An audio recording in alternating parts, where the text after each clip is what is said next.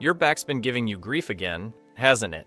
Not the kind where you can't move, just that dull thing that's always there. Worse after you've been sitting, or first thing in the morning before you've even done anything. And you've probably already had a go at sorting it. Maybe some stretches or some foam rolling helps for a moment, but what happens? It always comes back. Thing is, your back isn't actually the problem. It's just the one doing all the complaining. The real issue is somewhere else entirely. And once you see it, everything starts making a whole lot more sense.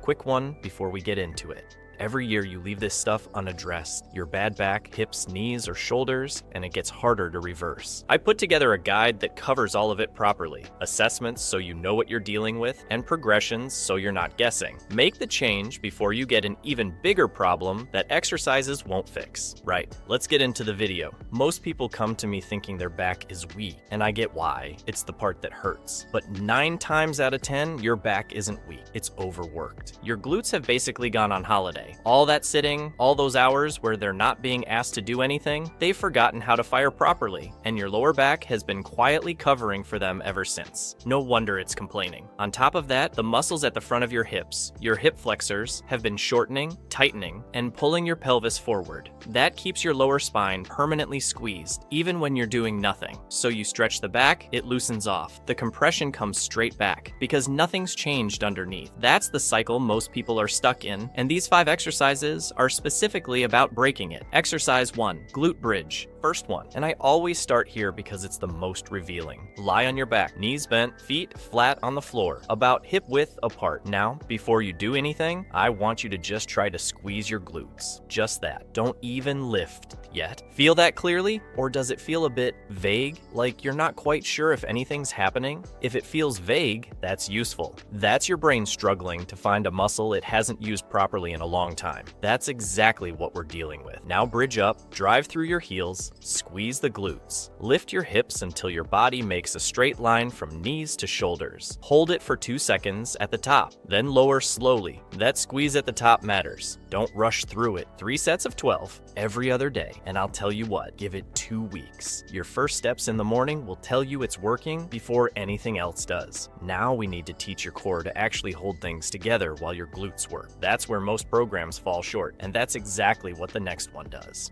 Exercise 2, Dead Bug. This one looks almost insultingly simple. I'll warn you now. Lie on your back, arms pointing straight up toward the ceiling. Knees bent, legs lifted, so your hips and knees are both at 90 degrees. Lower back pressed gently into the floor. That contact matters. Make sure to keep it there throughout. Now slowly lower your right arm back toward the floor while you extend your left leg out straight, not all the way to the floor. Just as far as you can go without your lower back lifting away from the ground. That's your limit. Come back. Switch sides. The temptation is to let the back arch. The whole point is that you don't. Your core's job is to prevent that movement, and that's exactly what a healthy back needs. Not just strength, but control. There's actually solid research behind this one. Studies looking at deep core activation found the dead bug consistently outperforms crunches and sit-ups for building the kind of stability that protects the lower spine under load, which is why I'd rather give you this than 100 sit-ups that are quietly making things worse. 3 sets of 8 to 10 each side. Slow, controlled. If you're rushing, you've missed the point. Right. 2 down. The next one is going after those hip flexors we talked about, and this is the one most people skip entirely. Exercise 3, Hip Flexor Lunge. If you've been sitting for the better part of the last decade at a desk, in a car, on a sofa, your hip flexors are short, full stop, and short hip flexors pull the front of your pelvis down, which tips the back of it up, which then increases the curve in your lower spine, which leads to compressed joints, all accumulating to why your back aches even when you haven't done anything strenuous. This exercise addresses that directly. Get into a half-kneeling position,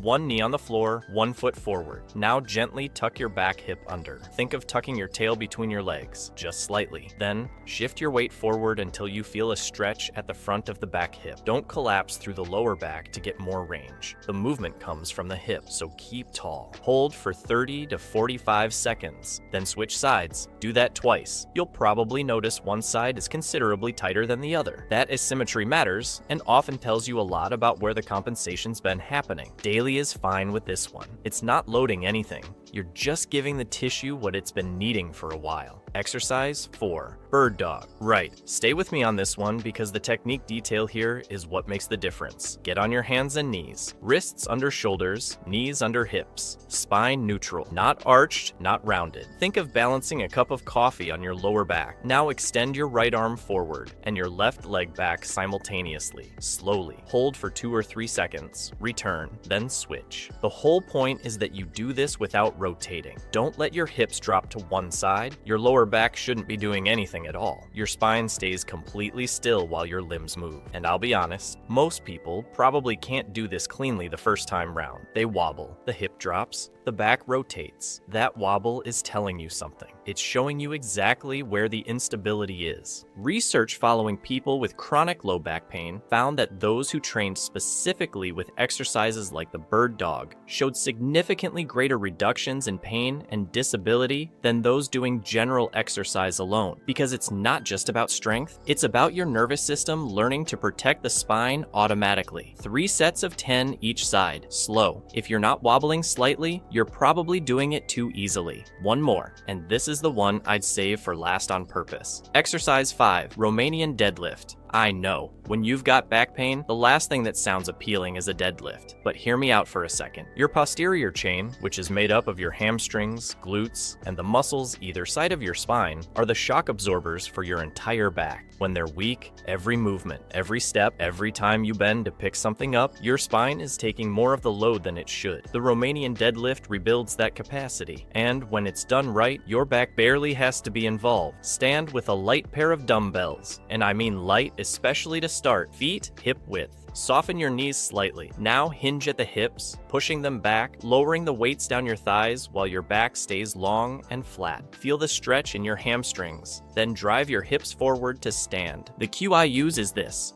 Imagine you're trying to close a car door behind you with your hips. That's the movement. It comes from the hips, not the back. Start light. 2 sets of 8. Focus entirely on feeling the hamstrings load and the glutes engage at the top. The weight is almost irrelevant to begin with. A study in the Journal of Strength and Conditioning Research found that posterior chain exercises like the Romanian deadlift produce significant reductions in chronic low back pain over an 8-week period. Not because they stretch the back, because they make everything around it stronger. This is the long game exercise, the one that changes things properly. And that's everything. 5 exercises. Nothing that requires a gym membership or an hour you don't have, and none of them are treating the back directly, because the back isn't the problem, it's the result. Glute Bridge to wake up what's switched off, Dead Bug to build the control underneath, Hip Flexor Lunge to address what's been pulling everything out of position, Bird Dog to teach your spine to protect itself, and Romanian Deadlift to build the foundation that makes all of it last. Pick one this week, just one, see how it feels after a few sessions, then add another. Your body's remarkably good at sorting this out when you give it the right input. You're not starting from zero, you're just finally going after the right thing. If this was useful, brilliant. There's plenty more videos where that came from. Subscribe if you want to keep seeing it. Right, off you go.